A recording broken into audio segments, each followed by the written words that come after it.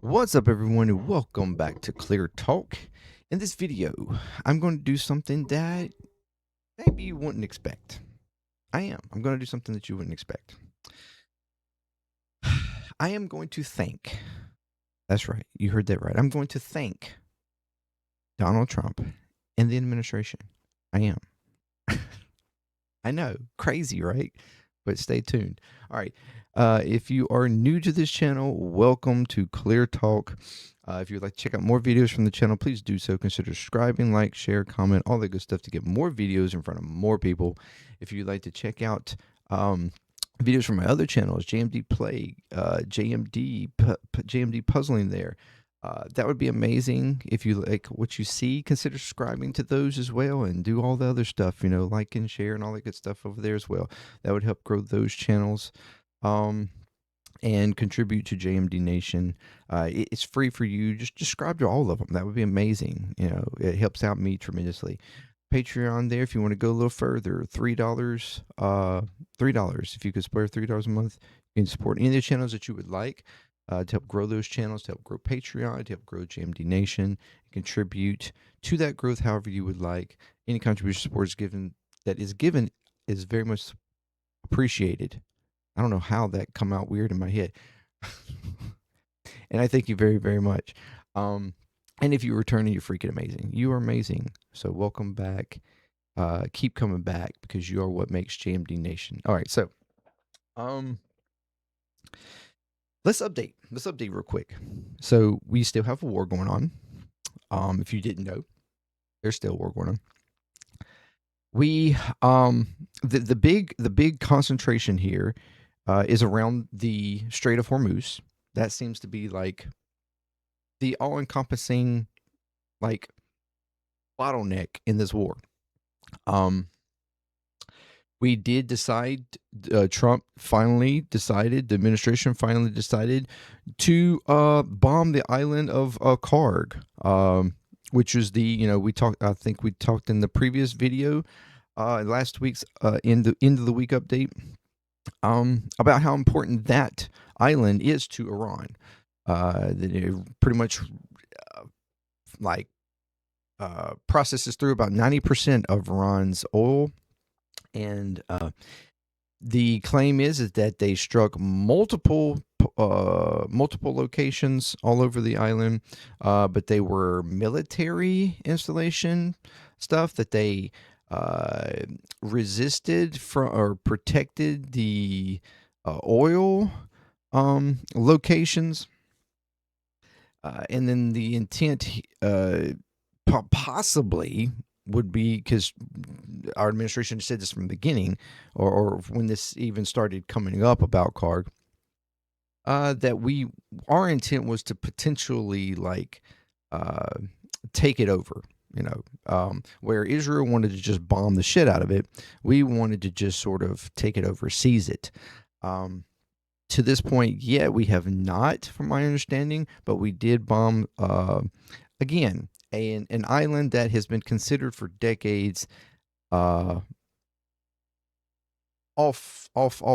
Like we were not to bomb that. It was a red line, something that we should not cross, something that would devastate the Iranian country as far as like the ability for their infrastructure and economy and any potential rebuild or anything like that. That was something that was just off limits. But we did it anyways. So that's yet to be seen what will come from that. But the Strait of Hormuz is the big bottleneck of this whole kind of war right now, where Iran continues to hold it for the most part, restricting ships from us and Israel or any ships that are associated to the U.S. and Israel, while allowing a few ships through that are either theirs or people that they don't consider in cahoots with the U.S. and Israel, basically. And this whole entire time, Trump has said, and the administration has said, we are the biggest, baddest, amazing, military in the world. We don't need anybody's help. We can do all this on our own, and blah blah blah blah blah. We were going to, take over the strait, and we would protect ships and allow them through, and all this stuff. Even though our military said that we had no capability of doing that, and they wouldn't even know where to start. But we could handle all this. The U.S. there's nobody that can do it more than the U.S. But then, as usual, Trump and his back and forth thing, chaotic way of contradicting himself, turns around this weekend and this past weekend and says, "Oh, actually, what we would like a whole list of countries to actually assist and help us. We need help. We can do everything on our own, but we need help.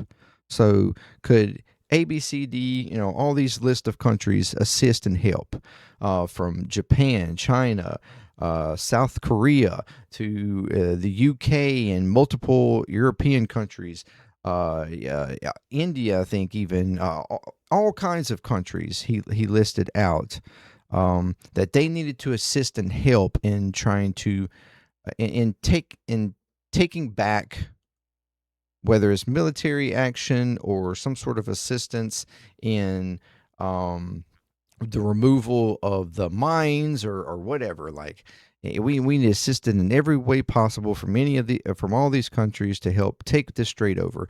We can do it all ourselves, but we want assistance. We want help.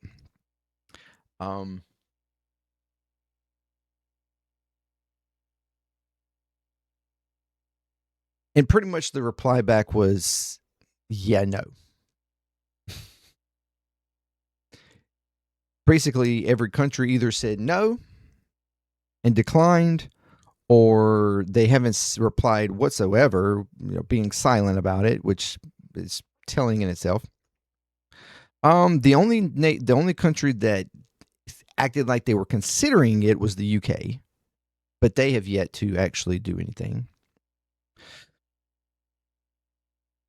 So now the administration and Trump is, acting like, oh, okay, y'all don't, NATO, threatening NATO now, like, okay, NATO, we protect y'all. All these years we've protected y'all, and but now in need, and when we are in need of protection, you don't want to assist. Except for the fact that we weren't the ones that were in threat. We weren't the ones that we were the ones that started this. It wasn't like we were attacked by Iran and then, oh my gosh, now we've got to retaliate and we need assistance and help because we're devastated by the attack that they've made on us. So we need your help.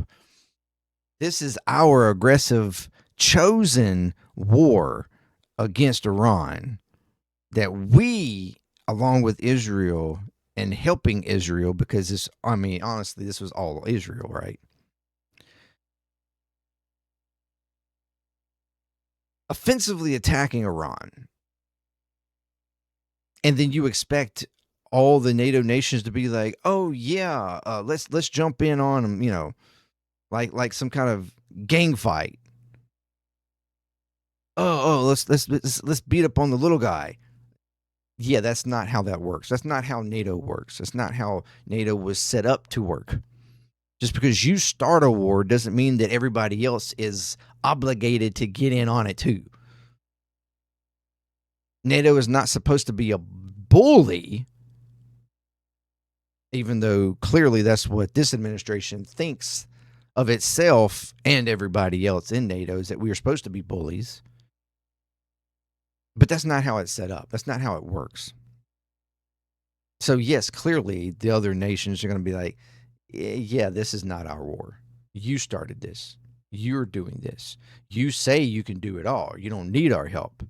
So, you're the big bad United States. Biggest, baddest military in the world. Nobody is even close.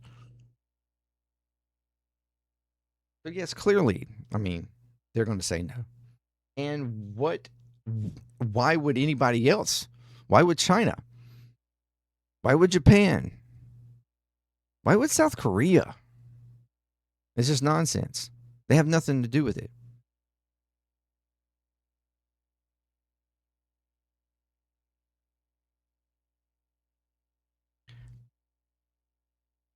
And then we get this. Oh, wait a minute. That wasn't what I was supposed to. Well, I tell you what. Let's just watch it anyways. I didn't mean for this one to be the first one. I mean, I seriously Pelosi, did. the speaker. Well, when she first got in and was named speaker, I met her, and I'm very impressed by her. I think she's a very impressive person. I like her a lot. But I was surprised that she didn't do more in terms of Bush and going after Bush. It just seemed like she was going to really look to impeach Bush and get him out of office, which personally I think would have been a wonderful thing. Impeaching him? Absolutely, for the war. For the war. Because of the conduct of the war. Well, he lied. He got us into the war with lies. And, I mean, look at the trouble Bill Clinton got into with something that was totally unimportant. And they tried to impeach him, which was nonsense. And yet Bush got us into this horrible war with lies, by lying, by saying they had weapons of mass destruction, by saying all sorts of things that turned out not to be true. Well, interesting. I didn't expect. I didn't plan for that one. Right. But Trump, in his own words, if you start a war that's full of lies, then you should be impeached. And he's talking about, what's her name?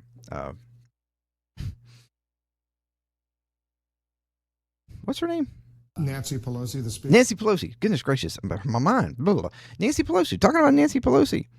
How much he liked her back then. He kind of likes her. She's kind of cool. But he wished he would have went further when it come to Bush. What? Bush started a war from lies, and according to Trump, he should have been impeached. Interesting. It's amazing to me how Trump beats up on himself in the past. Past Trump would impeach and completely remove and dog on himself right now. It's amazing. It's amazing. Okay, all right. Anyway, all right, sorry. And we got this today. The United States has been informed by most of our NATO allies that they don't want to get involved with our military operation against the terrorist regime of Iran in the Middle East. This, despite the fact that almost every country strongly agree with what we are doing and that Iran cannot in any shape, form, be allowed to have a nuclear weapon. I am not surprised by their action. However, because I always consider NATO, where we spend hundreds of billions of dollars per year protecting these same countries, to be a one-way street. We will protect them, but they will do nothing for us in particular in a time of need. Fortunately, we have decimated Iran's military. Yeah, that's a lie. Their Navy is gone. Also a lie. Their Air Force is gone. Probably not. Their aircraft and radar is gone, and that may be. And perhaps most importantly, their leaders. That's also not true. At virtually every level are gone, never to threaten us, our Middle East allies, or the world again. I would probably ask Israel whether that's true, since they're still having missiles hit in Tel Aviv and stuff, even last night. Because of the fact that we have had such military success, we no longer need or desire the NATO countries' assistance. We never did. We never needed their assistance, so why the fuck did you ask? If we never needed it. Likewise, Japan, Australia, or South Korea. In fact, speaking as President of the United States of America, by far the most powerful country anywhere in the world, we do not need the help of anyone.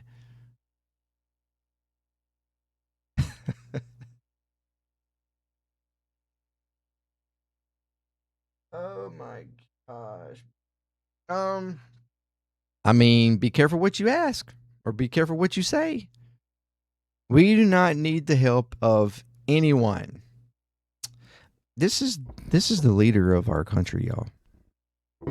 This is the leader of the free world. The big bad, the amazing, strong man, Orange Oompa Donald Trump. Stating that we never needed NATO's assistance, and matter of fact, we don't need anybody's help. We don't need anyone. We can do it all our own. But yet he keeps begging for people to help. He's begged over and over and over again for people to help. He's back and forth on, we don't need anybody. We don't even arguing. I don't even know why we're there. We shouldn't even be there. But we got to be there. We got to do it. Even stating that it was habit.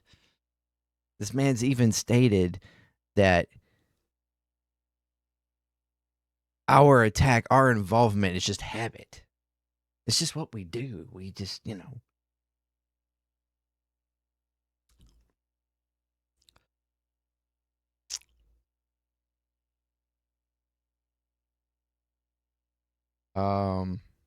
this, and we're going to get to those tabs because we're going to talk about a lot of things in this video.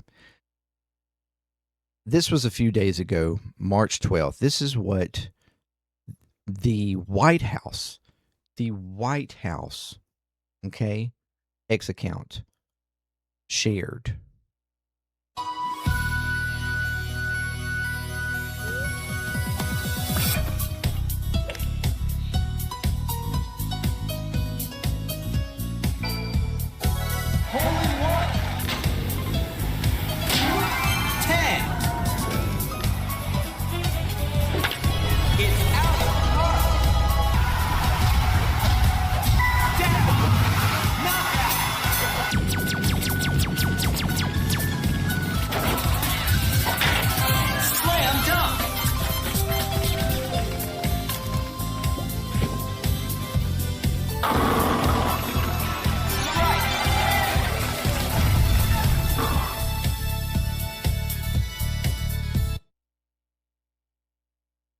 Y'all, the White House tweeted a video mashing together Wii Sports, a video game with military strikes.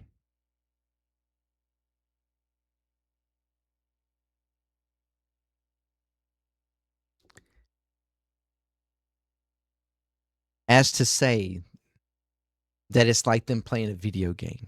That's what I look at it as. It's like, it's just like playing a video game. We're just having fun.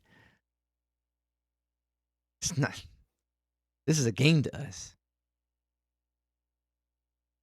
We just chilling, everybody around, getting in on the action.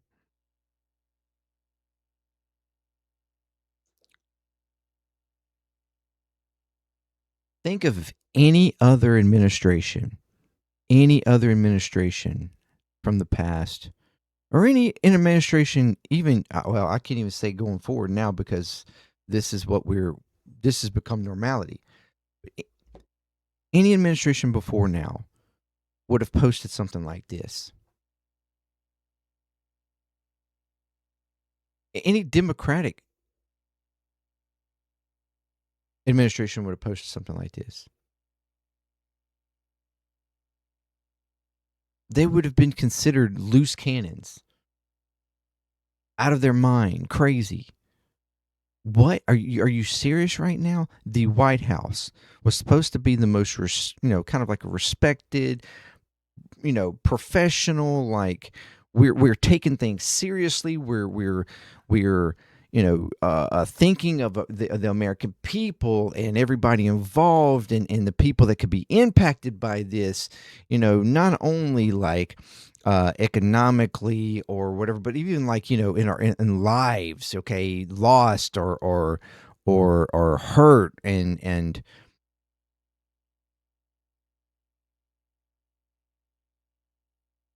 and we are posting out videos that this is a game. This is pretty appropriate here. MAGA, Make America Grieve Again. Yeah. Make America Grieve Again. Operation Epstein's Fury. Yep. That seems appropriate. Here. The mind of Trump. We have no issue with civilians. Why did you attack the Manav school?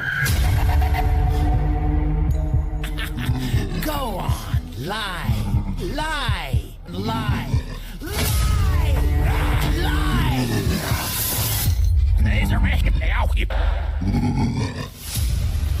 We didn't hit the Manav school. America doesn't have Tomahawk missiles at all. We care deeply about the Iranian people. That's pretty accurate. His mind, just make up lies. Absolutely make up lies. Absolutely make up lies. And this is the White House.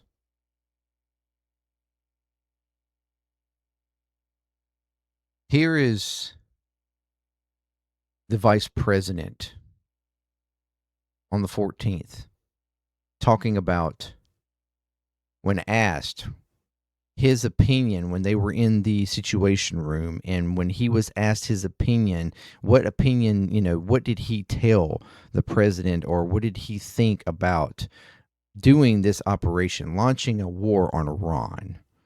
And this is his response. The president initially as he considered his actions in Iran, and what are you urging him to do now, especially with Americans seeing higher prices at the pump and some of the fallout from that across the economy?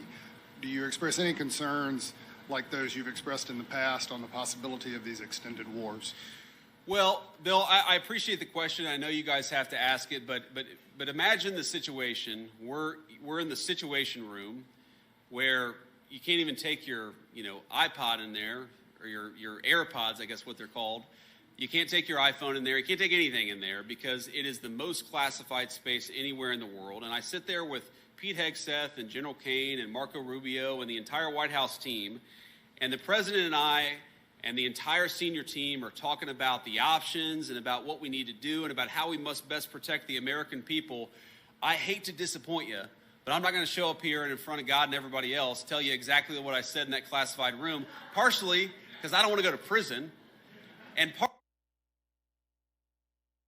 Do what? Do what?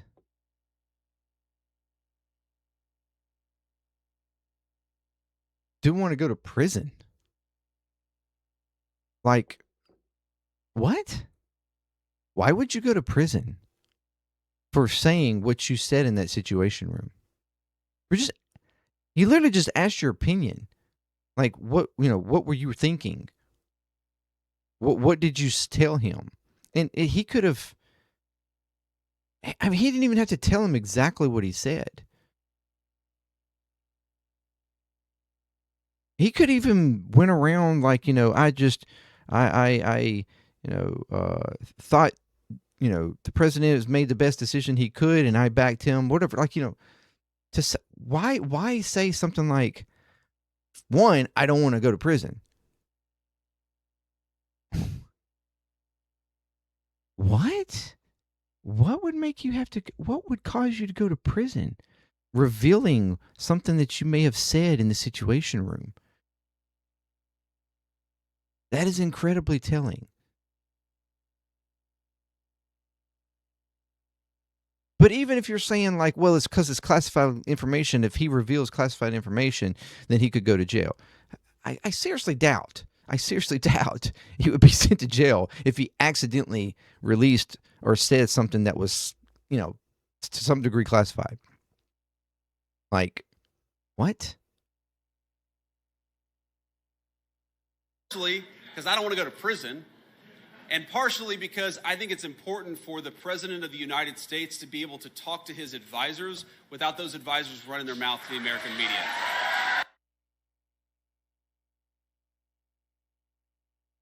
So he's basically saying the American people don't need to know.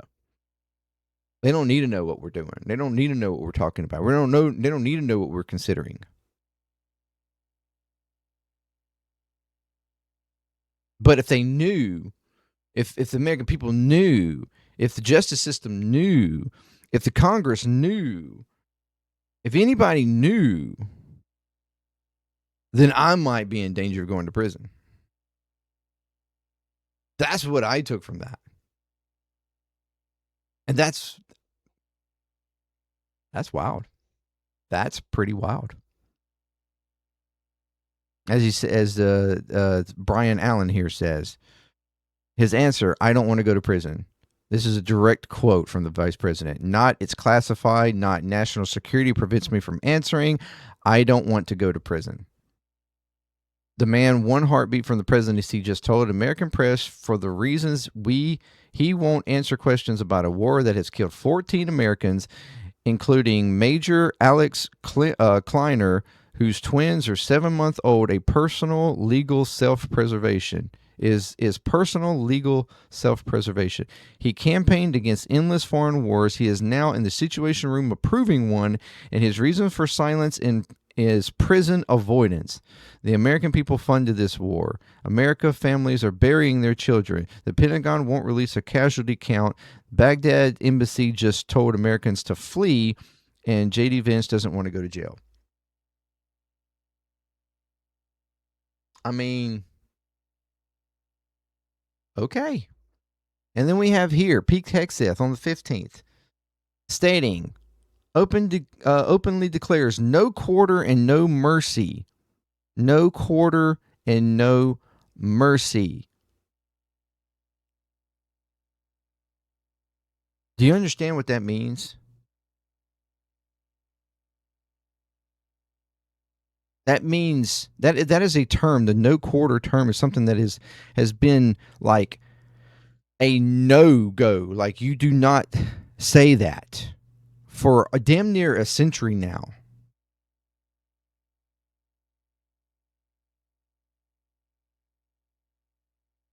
Because it basically means that there's no forgiveness. There's no, if anybody involved in this, I mean, if anybody from Iran, after this is all said and done, like, you will not get any kind of mercy. You will not get any kind of protections or there's no surrendering. You will, like, it's over for you.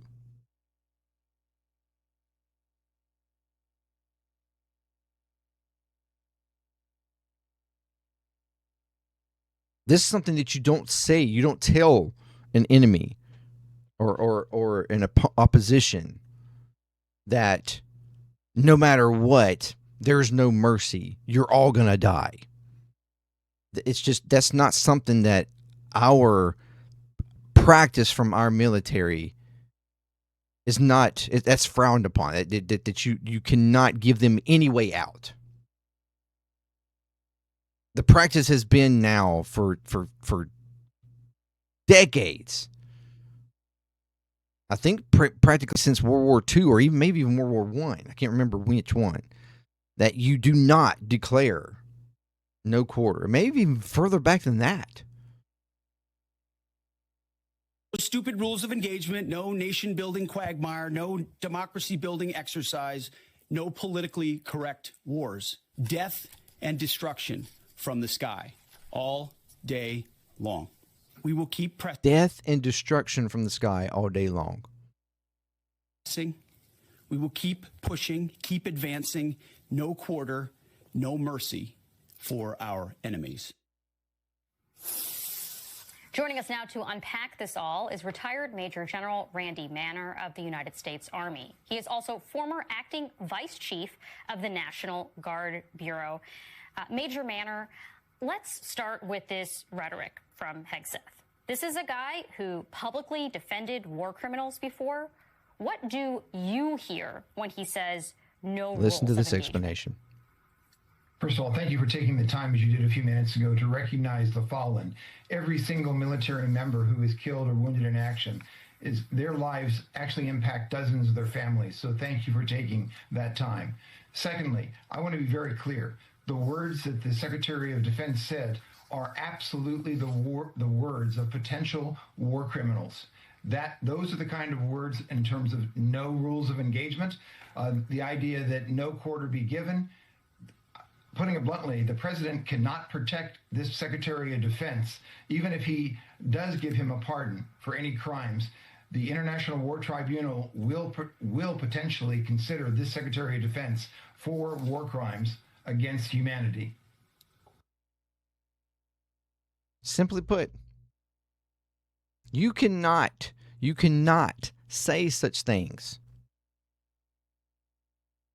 And it should have been understood and seen from the start when they decided to change from the Department of Defense to the Department of War, that this administration was gung-ho on going to war. It was offensive in nature, and that's just what the whole goal is. We will be offensive. There's nothing to do with defense here. We will go go to war with anybody, anytime, anywhere. This man is crazy. This man is homicidal. He does not care. Hegseth is a loose cannon. And to say no quarter, no mercy, absolutely, we will not give you any possibility of getting out of this conflict. There will be no survival. That's the idea there.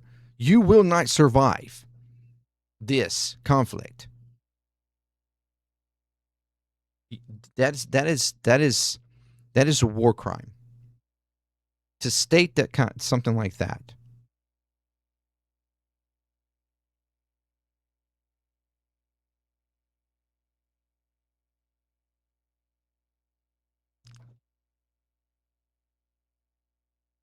And then Trump again.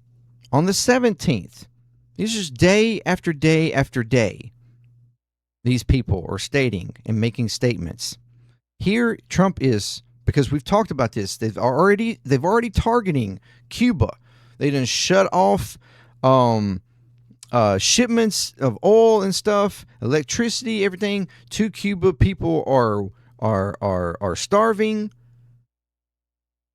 That's just the beginnings of it. They're talked about.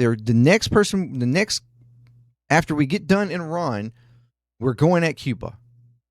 And this is the President of the United States just a few days ago. And listen to how he talks about Cuba. All my life I've been hearing about the United States and Cuba. When will the United States do it?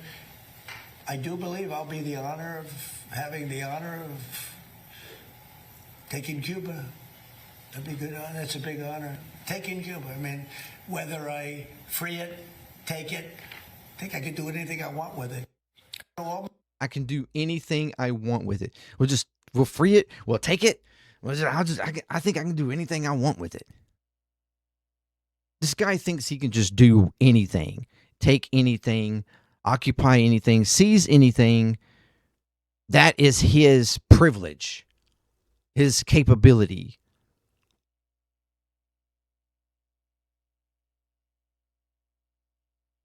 He does not care.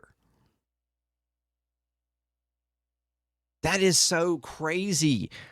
Think of, again, if any other president had said something like this. We're just going to take a country, whether I free them or I just take it. I think I could do whatever I want. I can just do whatever I want. Nobody's going to stop me. I mean, look at Venezuela.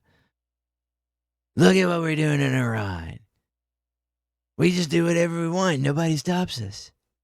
Look at what we allowed Israel to do in Gaza. Look what we're allowing them to do now in Lebanon. Nobody's going to stop us. We can do whatever we want.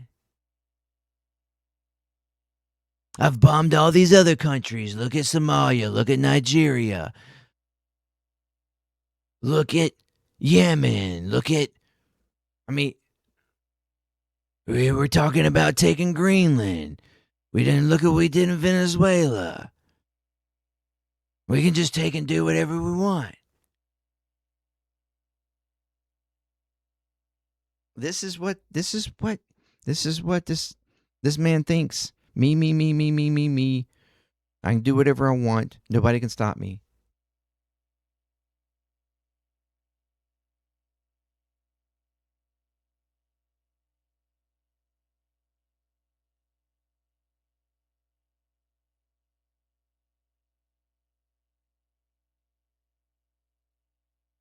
This man goes after everybody. He goes after everybody. Here, talking about the tariffs and the courts.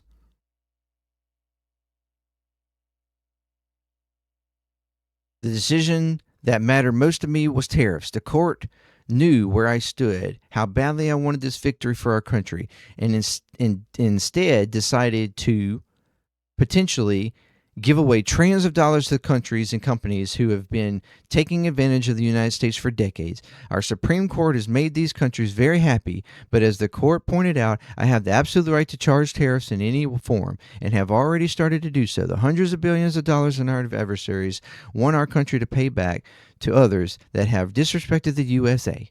Until I come along, should be marked down in the eyes of the public as just another reason why the United States has been in such decline. But not anymore, because we make America great again, and very soon it will be greater than ever before.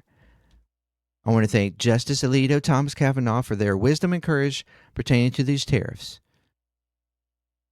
In addition to the law that our unfriendly competitors should not be reimbursed and rewarded for the decades of damage that they have caused the United States of America.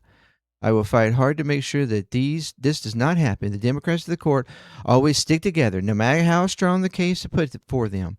There is rarely even a minor waiver, but Republicans do not do this. They openly disrespect the president who nominated them to the highest position in the land. See, this is the way he thinks. Because I nominated you, you can't go against me. If you go against me, you're disrespecting me. Because I nominated you and I put you there. Not that these are justices and they're supposed to be bipartisan. They're supposed to make decisions based in law. Not whether or not who appointed them to their fucking position. But that's how he thinks. And go out of their way with bad and wrongful rulings and intentions to prove how honest, independent, and legitimate they are, as if that's condescending. The Democrat justices just vote Democrat. They always stick together. Our country is unnecessarily ransacked by the Supreme Court, which has become little more than a weaponized and unjust political organization. Oh, really? If anything, it's by you. The sad thing is, they will only get worse. They wouldn't even call out the rigged presidential election of 2020. It's because it wasn't fucking rigged. And if they did, they'd be calling out your rigging. Just like you're doing now. Because they said that I, as President of the United States, did not have standing to challenge it. And now, with time, it has been proven to be stolen. No, it is not. And you didn't have standing because court after court after court after court after court after court case said that you had no evidence whatsoever and laughed you out of fucking court.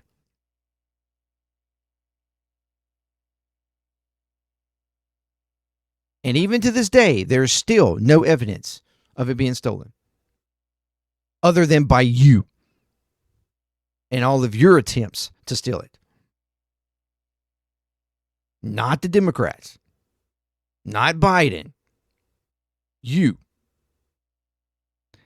And like what happened in our wonderful nation by allowing a grossly incompetent man, Sleepy Joe Biden, to be our president, although he claims that he was president actually the whole time.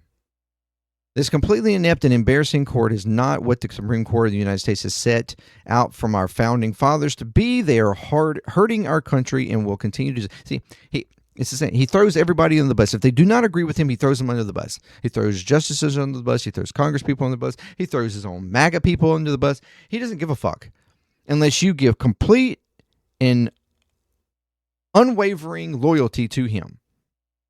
He will throw you under the bus. He does not care.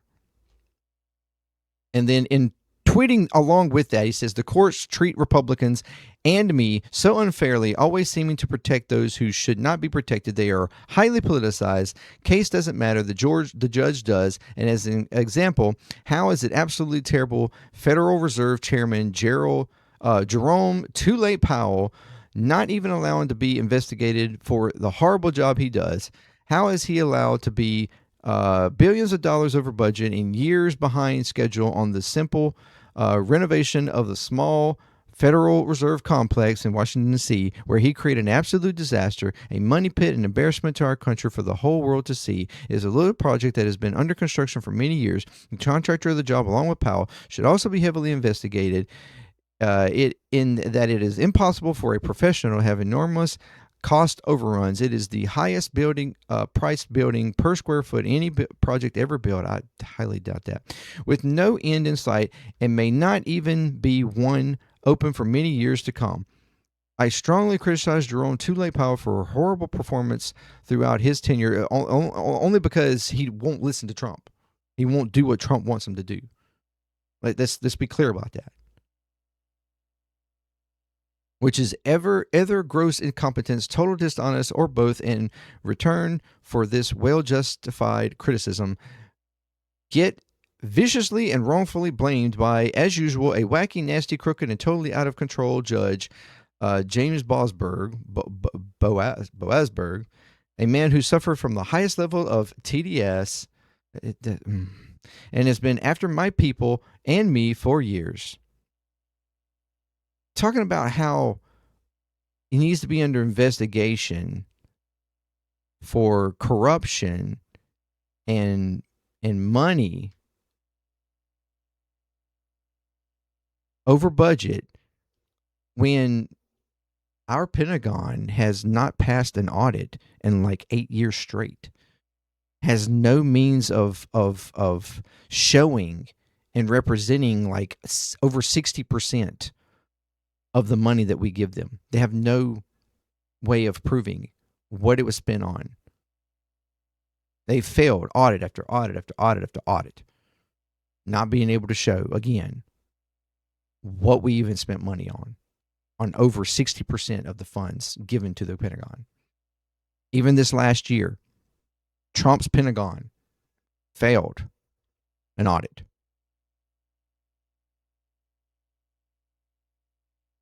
But yet, okay, which we give, the absolute most money to, and they want to continuously give more to.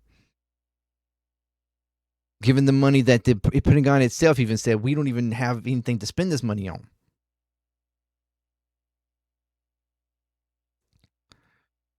This man, he's a child. He's a child in a grown ass man's body. He has the mind of a fucking 10-year-old. Not knowing what he's actually talking about. It's ridiculous.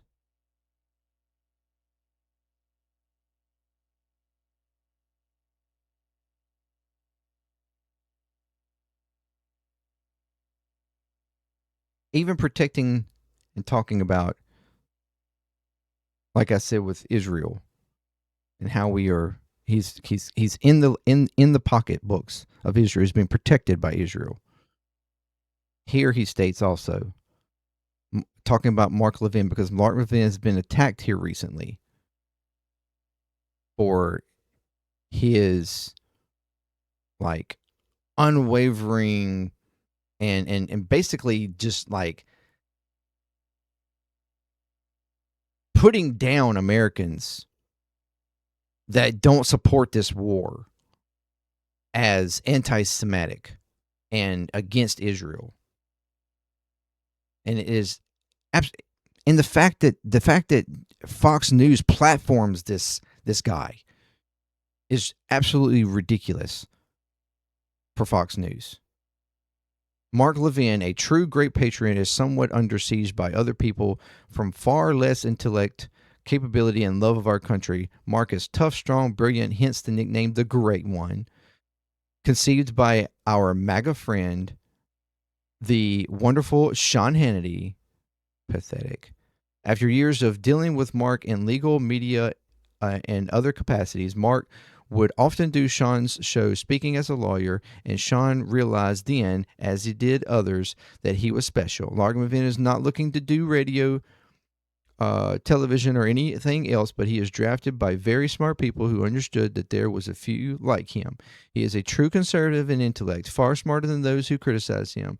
But after all, he is a great man of great wisdom and common sense who truly loves our country. When you hear others unfairly attack Mark, remember that they are jealous and angry human beings whose sway is much less than the public understanding and will, now that they know where I stand, rapidly diminish. Oh, because he comes out in support of Mark Levin. Oh, those that sway and are attacking him will rapidly diminish.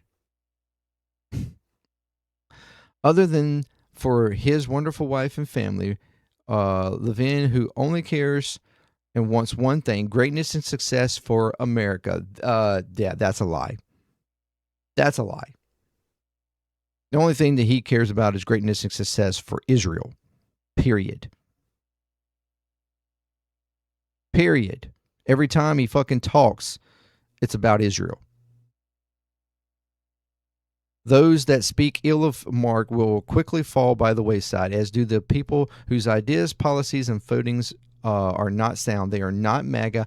I am. And MAGA includes not allowing Iran, a sick, demented, violent terrorist regime, to have a nuclear weapon to blow up the United States of America and end the Middle East and ultimately the rest of the world. MAGA is not stopping them cold, but this is about stopping them cold, and that is exactly what we are doing.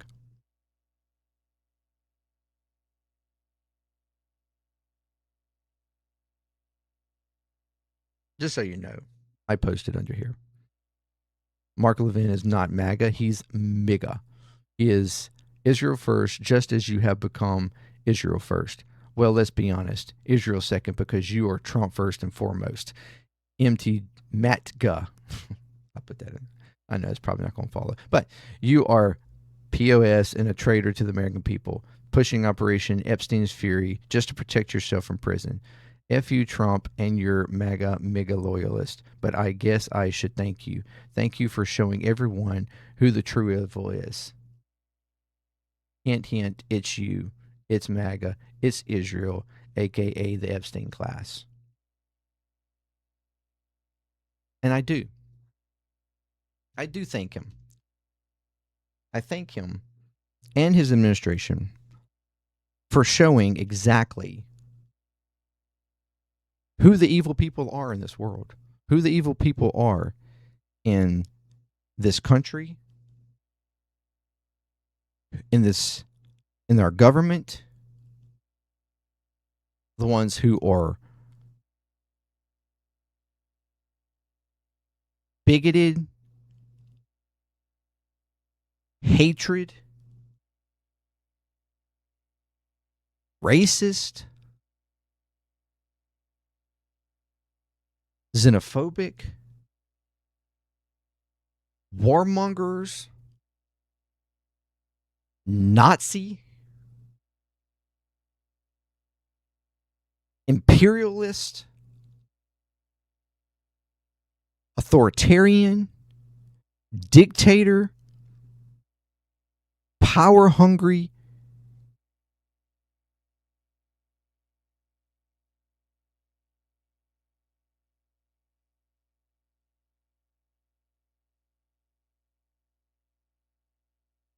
rapists, child molesters,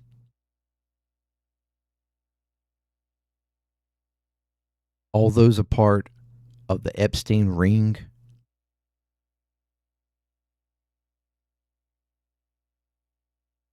the ones who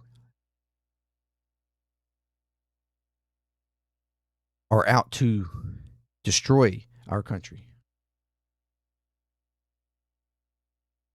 out to steal all the money that they can, suppress and put down middle and low income people, ordinary people, taking everything they can from them.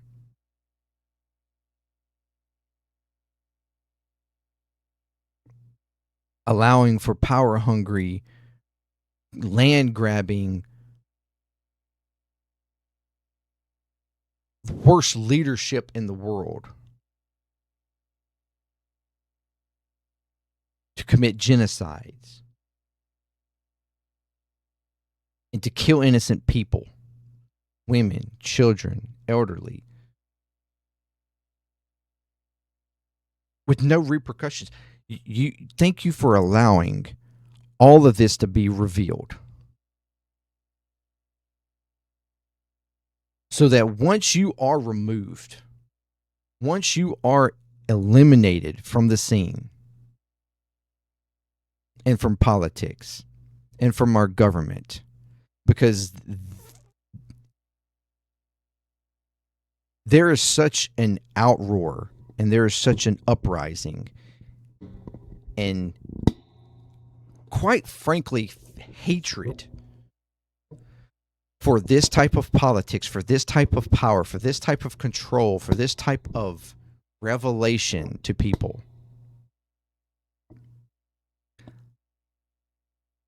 That we are bound and determined to make sure that you and your alike can never gain power again.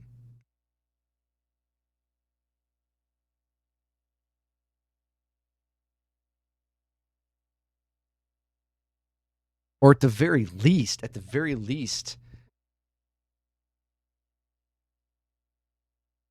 refrain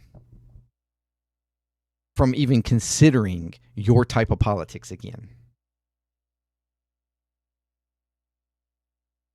Thank you for showing us the evil of the world.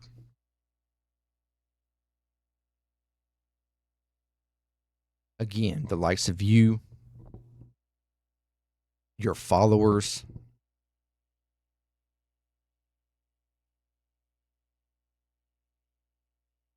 Zionists in Israel,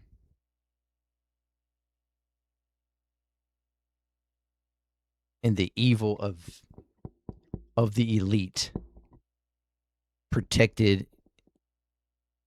and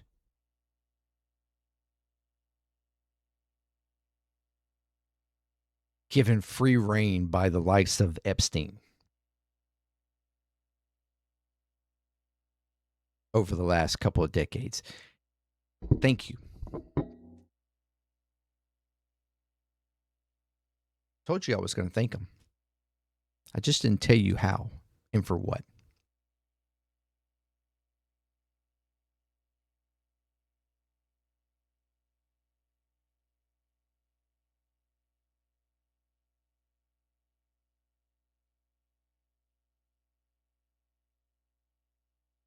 I'll leave you with one thing here. I think just today or yesterday, top Trump counterterrorism official resigns over the Iran war. This guy, Trump's director of the National Counterterrorism Center, Joe Kent, announced his immediate resignation Tuesday, citing the decision to begin a war against Iran when, quote, Iran posed no imminent threat to our nation. National Counterterrorism Center. Joe Kent, a man nominated and appointed and confirmed by the president in the Senate last year, posted on X Tuesday morning saying he could not support sending the next generation off to fight and die for a war that serves no benefit to the American people nor justifies the cost of American lives. I cannot in good conscience support the ongoing war in Iran. Iran posed no imminent threat to our nation, and it is clear that we started this war due to pressure from Israel and its powerful American lobby. He is the highest-ranking Trump administration official to announce his resignation over the Iran war. Kent said that before last June, which is when the U.S. and Israel struck Iran's nuclear facilities, the president understood that wars in the Middle East were a trap that robbed America of the precious lives of our patriots and depleted the wealth and prosperity of our nation.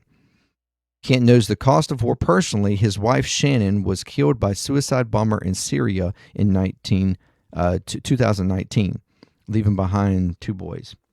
He went on to accuse Israeli officials and some of the media of orchestrating a deception that led Mr. Trump into the war.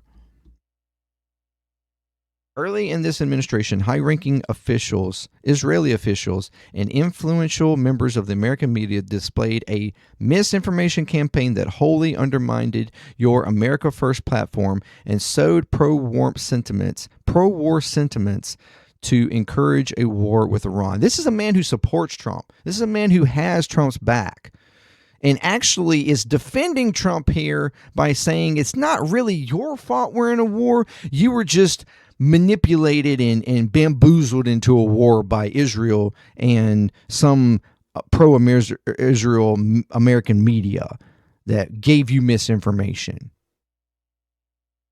That's what this guy's saying.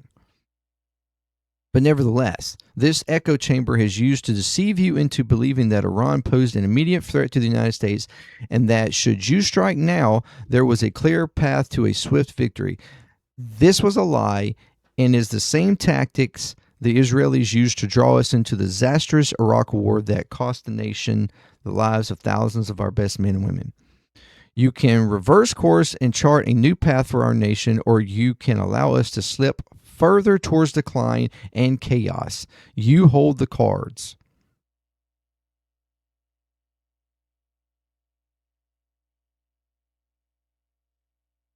That was our National Counterterrorism Center Director, Joe Kent.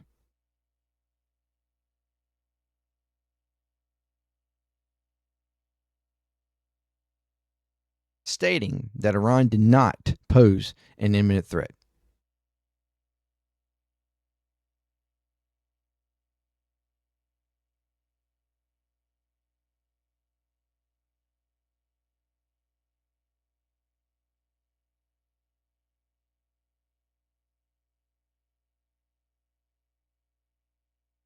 Just saying.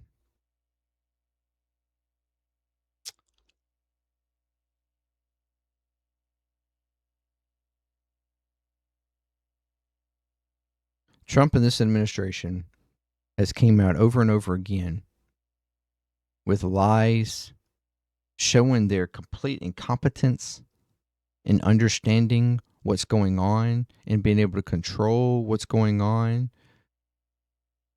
Continual hypocriticism of themselves. One minute acting like they need help, the next minute acting like they don't, acting like they have it under control. The war is over, but we're still combating and still trying to, carry out missions. But again, the war's over. They don't know what they're doing. They don't have an off-ramp. They got themselves into something where they completely underestimated their opponent, their opposition, and don't even know where to go from here. Boots on the ground or no boots on the ground, or just regime change or no regime change, or agreement or no agreement.